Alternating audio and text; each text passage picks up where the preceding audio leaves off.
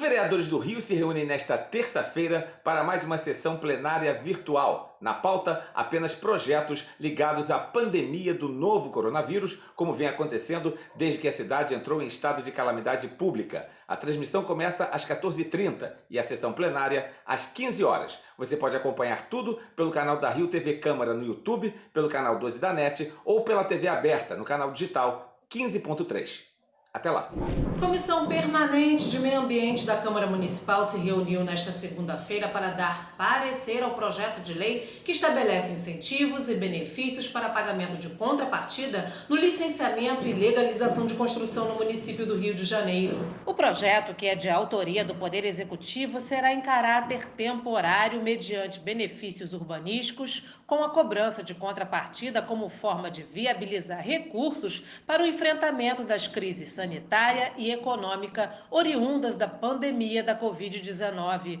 O presidente da comissão, o vereador Eliseu Kessler, abriu a reunião e colheu o parecer de cada um dos integrantes. Parlamentar William Coelho se manifestou favorável ao projeto. O meu parecer, presidente, é favorável ao PLC 174. Já o vereador Renato Cinco deu parecer contrário. O meu parecer é contrário, senhor presidente. E o presidente da comissão, vereador Eliseu Kessler, deu parecer favorável ao projeto. Meu parecer é favorável também ao projeto, ao PL 174 de 2020. Os guias de turismo do Rio de Janeiro vão realizar nesta terça-feira uma manifestação em frente ao Palácio Guanabara. Eles exigem que o governador Wilson Witzel tire do papel e regulamente a lei que prevê uma renda mínima emergencial para os guias de turismo do estado. Eu converso com Arnaldo Bichucher. Ele é presidente da Liga Independente dos Guias de Turismo do Rio de Janeiro. Arnaldo, muito obrigado pela sua presença. Eu gostaria de saber qual que é o objetivo dessa manifestação que está programada para amanhã em frente ao Palácio Guanabara. Bem, é uma novela que já se estende desde março, quando começou essa pandemia, em que o turismo foi a primeira atividade econômica a ser realmente interrompida e os guias, consequentemente, tiveram também seu trabalho interrompido. Só que, diferente de outras categorias que, quando o profissional é demitido, aos quais a gente até se solidariza, mas tem direito à rescisão, fundo de garantia, seguro-desemprego, o guia, pela característica de ser um profissional autônomo, está, durante esses últimos 4 meses, sem trabalho, sem renda e sem nenhum tipo de benefício que a CLT beneficia esses outros profissionais, né? Mas, então, a gente vem aí buscando, desde março, de acordo com o projeto de lei que a gente apresentou e que depois virou lei, foi aprovado, que é a renda mínima emergencial. Fazendo uma analogia, como se fosse a lei de defeso para o pescador, quando ele não pode exercer a atividade dele, ele tem uma lei de defeso que garante uma renda mínima emergencial. Só que essa palavra emergência perdeu o significado. E aí a gente, desde 4 de junho, quando a lei foi sancionada, e pela lei está escrito que ela devia ser regulamentada de imediato, já tem mais de um mês, quer dizer, fez um mês agora, sábado passado, da sanção da lei, nada acontece, e o governo, usando o argumento de que não tem dinheiro em caixa, que isso, que aquilo, a gente até indicou fundos de onde podem sair esse dinheiro, mas a verdade é que a nossa capacidade de negociar com o governo se esgotou. Se o governo não quer pagar agora, por que sancionou a lei? Para fazer jogo de cena? Então, quer dizer, na verdade, ao sancionar a lei, aceita o que foi proposto e aprovado no Legislativo. Bom, Arnaldo, muito obrigado, então, pelas suas informações. Posso fazer só um comentário importante, já Fique à que se vontade. trata da TV Câmara? A gente tem um projeto na Câmara Municipal, protocolado pelo vereador Raimon, que é o projeto de lei 1796, que vai no mesmo sentido da renda mínima emergencial para os guias de turismo, nesse caso da cidade do Rio de Janeiro, que me parece, inclusive, por um determinado aspecto, às vezes mais importante que a do estadual, porque a cidade do Rio de Janeiro é quem é a grande porta de entrada de turistas estrangeiros e o destino mais buscado por brasileiros. Então, o ideal é que a Câmara dos Vereadores faça com mais celeridade do que foi feito na Assembleia Legislativa, e a Prefeitura o governo municipal assuma essa responsabilidade mais do que o governo estadual está assumindo. Então, só fica aí um reclame nosso aqui. Registrado, então, o seu apelo. Muito obrigado, Arnaldo. Valeu, obrigado a você. A Prefeitura do Rio estabeleceu que as escolas públicas permanecem fechadas até 3 de agosto e não determinou o dia certo para a volta efetiva das aulas presenciais. O Sindicato dos Professores desaprova um retorno sem transparência no protocolo que deve ser adotado para garantir a saúde dos alunos. Por sua vez, empresários donos de escolas particulares defendem a volta às aulas presenciais ainda esse mês, afirmando que estão prontos para o retorno. Eu converso com a professora Márcia Gil, consultora do Centro de Excelência e Inovação em Políticas Educacionais, da Escola Brasileira de Administração Pública e de Empresas da Fundação Getúlio Vargas. Márcia, muito obrigada pela participação. Por que é tão importante ter um planejamento cuidadoso antes de estabelecer uma data definitiva de retorno às aulas? Bom, primeiro, obrigada pela oportunidade de estar aqui discutindo esse assunto que é super importante, é vital. É difícil, mas a gente precisa discutir. Quanto mais a gente discute, mais a gente consegue acordar e construir novos conhecimentos, né? É importante planejar porque nada na vida a gente faz sem um planejamento. Especialmente na área da educação, os planejamentos são vitais. Toda a nossa prática educativa ela se baseia em planejamentos.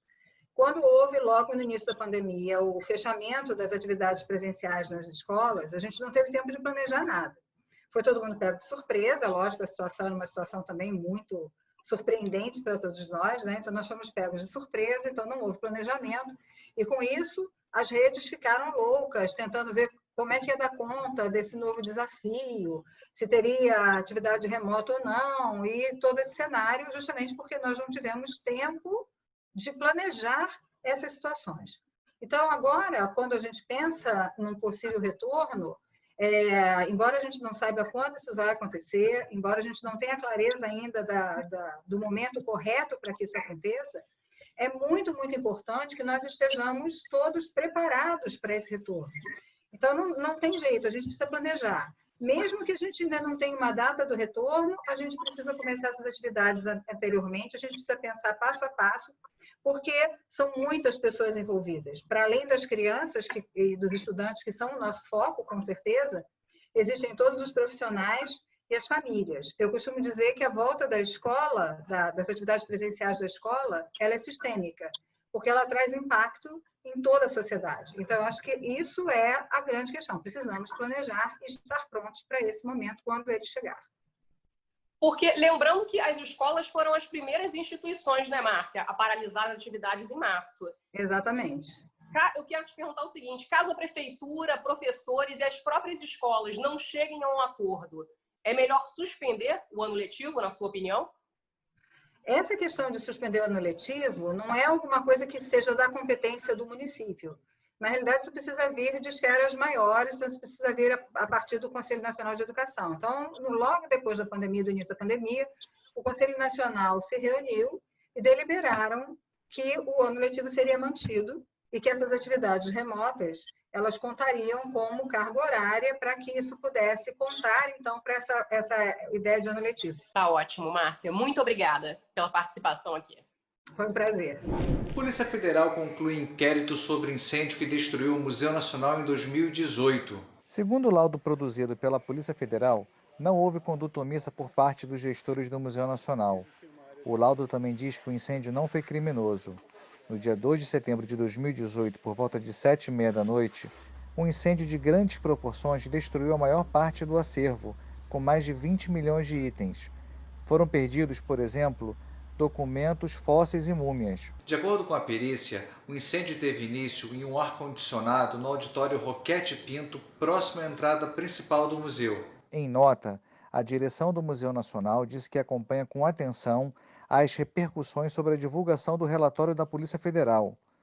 O documento diz ainda que há muitos anos a direção do museu buscava recursos para a reforma do palácio e para a instalação de um sistema completo de segurança contra incêndios. Localizado na Quinta da Boa Vista, no bairro de São Cristóvão, o Museu Nacional, fundado em 1818 por Dom João VI, completaria 200 anos em 2018. O Brasil perdeu uma lenda, Marta Rocha, que entrou para a história do imaginário popular como eterna Miss Brasil. Marta Rocha morreu em Niterói vítima de infarto. Foi sepultada no cemitério do Santíssimo Sacramento. Viveu 83 anos como o principal ícone da beleza brasileira. Marta Rocha entrou em cena no ano de 1954, marcado pelo suicídio do presidente Getúlio Vargas. Naquele ano havia muita incerteza política, mas a beleza exuberante da baiana funcionou como colírio para o povo. A primeira Miss Brasil ficou em segundo lugar no concurso Miss Universo por causa de 2 polegadas a mais no quadril, ou seja, pouco mais de 5 centímetros. Marta Rocha sempre desmentiu esse detalhe, mas virou lenda. O caso virou marchinha de carnaval em 1955. O refrão, por 2 polegadas a mais passaram a baiana para trás, ajudou a eternizar uma mentira verdadeira. Por 2 polegadas a mais, passaram a baiana para trás. Por 2 polegadas e logo nos quadris, tem dó seu juiz.